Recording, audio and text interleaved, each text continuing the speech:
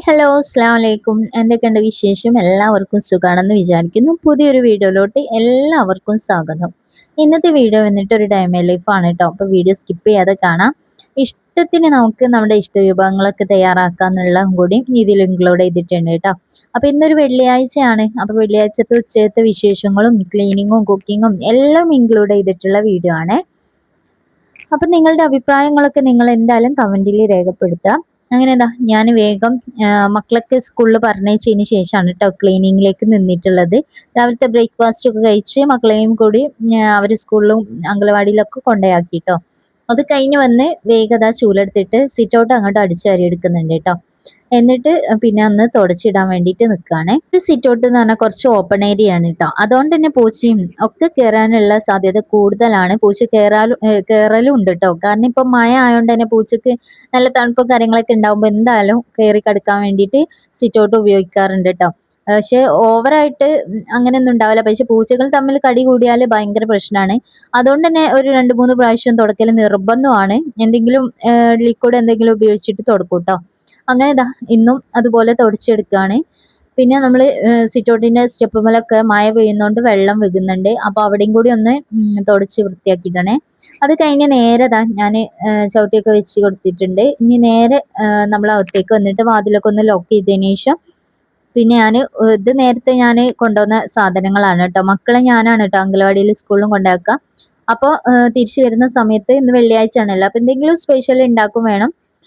അല്ലെങ്കിൽ കുറച്ച് സാധനങ്ങളും വാങ്ങാനുണ്ടായിരുന്നു കേട്ടോ. അപ്പോൾ സോപ്പും പൊടി, സാബൂൻ അങ്ങനത്തെ ഐറ്റംസ് ഒക്കെ കഴിഞ്ഞിട്ടുണ്ട്. പിന്നെ പാല്, തൈര്, ബിസ്ക്കറ്റ് അങ്ങനത്തെ അല്ലറ ചില്ലറ സംഭവങ്ങളൊക്കെ വാങ്ങിയിട്ട് വന്നതാണ് കേട്ടോ.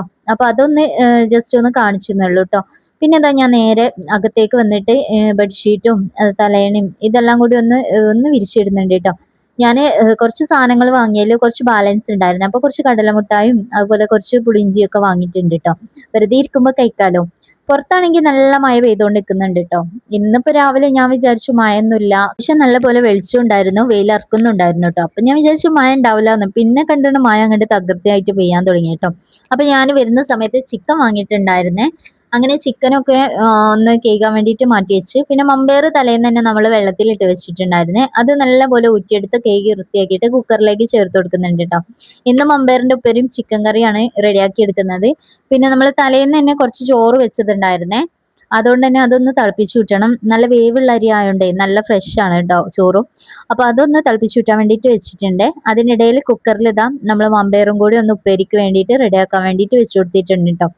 അതിൻ്റെ ഇടയിൽ വിസിലടിക്കലും കാര്യങ്ങളൊക്കെ ആയിട്ട് തകൃതിയായി നടക്കുന്നുണ്ട്. പിന്നെ ചോറിന് ഞാൻ വെള്ളം ആദ്യം വെച്ചതിന് ശേഷം നല്ലപോലെ കേകി എടുത്തിട്ട് ചോറും കൂടി ഇട്ടുകൊടുത്ത് പിന്നെ അതൊന്ന് തിളപ്പിച്ചൂറ്റി എടുത്തിട്ടുണ്ട്.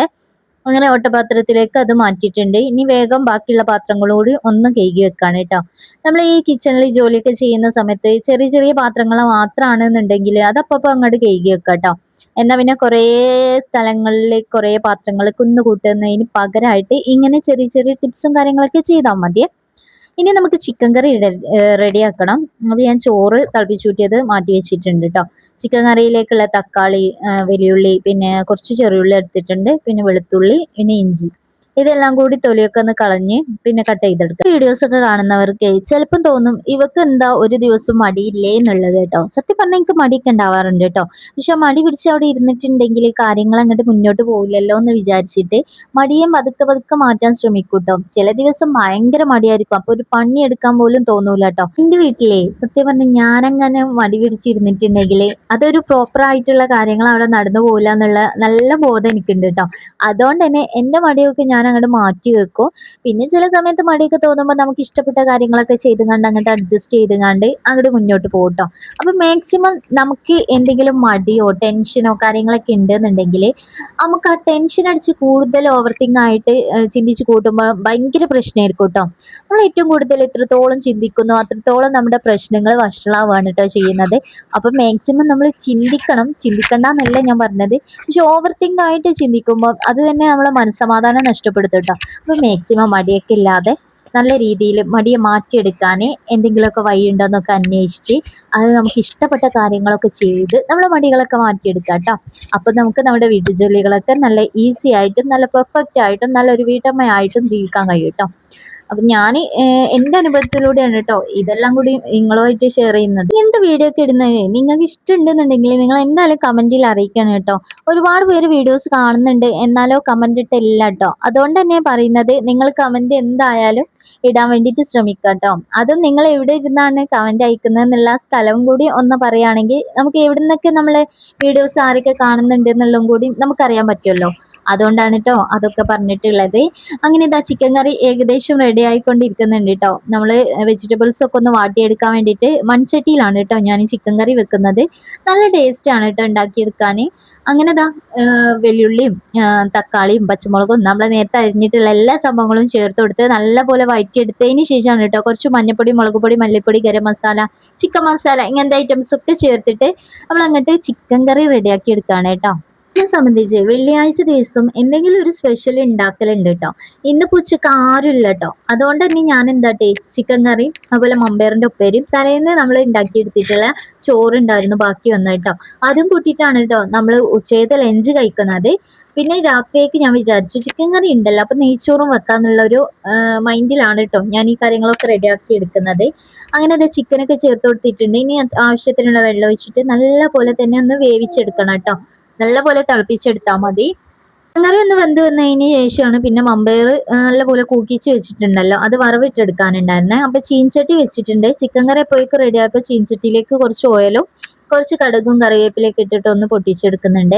ഇനി നമ്മൾ നല്ലപോലെ വേവിച്ച് നല്ലപോലെ വെന്ത് വന്നിട്ടുണ്ട് കേട്ടോ. ആ മമ്പയറും കൂടി ഈ ചീൻചട്ടിയിലേക്ക് ചേർത്ത് കൊടുക്കുക. എന്നിട്ട് നല്ലപോലെ ഒന്ന് മിക്സ് ചെയ്തെടുത്താൽ മതി കേട്ടോ. അപ്പൊ നമ്മള് ഈ ഒരു മമ്പയറും അങ്ങോട്ട് വറവിട്ടെടുക്കും കേട്ടോ.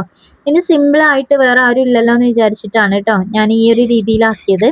അങ്ങനെ മമ്പയർ വേറെ ഒരു ചെറിയ പാത്രത്തിലേക്ക് മാറ്റി കൊടുത്തിട്ടുണ്ട്. എന്നിട്ട് ബാക്കിയുള്ള പാത്രങ്ങളൊക്കെ ഒന്ന് കഴുകി വെക്കണം കേട്ടോ. ഇനിയാണ് ക്ലീനിങ്ങിലേക്ക് നിൽക്കുന്നത്. കുക്കിങ്ങും കാര്യങ്ങളൊക്കെ കഴിഞ്ഞ് നേരെ ക്ലീനിങ്ങിലേക്ക് നിന്നു കേട്ടോ. ഞാൻ നേരത്തെ കുക്കറിൽ മമ്പയർ ഉണ്ടാക്കിയ സമയത്തെ ഒരു സ്പൂൺ ചേർത്ത് കൊടുത്തിട്ടുണ്ട്. അത് ഓവറായിട്ട് കുക്കർ വിസിലടിക്കുന്ന സമയത്ത് എങ്ങോട്ടും തെറിച്ചിട്ടില്ല കേട്ടോ. അപ്പൊ നിങ്ങൾ ആ ഒരു ടിപ്പ് ഫോളോ ചെയ്ത് നോക്കേണ്ടി കേട്ടോ. ആദ്യമൊക്കെ ഞാൻ ചെയ്യാറുണ്ട്, പിന്നെ പിന്നെ ഞാൻ മടിച്ചിട്ട് അതൊന്നും ചെയ്യാറില്ല കേട്ടോ. അങ്ങനെ ഇതാ നേരെ ഞാൻ കൗണ്ടർ ടോപ്പും പിന്നെ ബാക്കിയുള്ള സാധനങ്ങളൊക്കെ ഫ്രിഡ്ജിൽ വെക്കാനുണ്ടായിരുന്നു, അതെല്ലാം ഫ്രിഡ്ജിൽ വെച്ചു.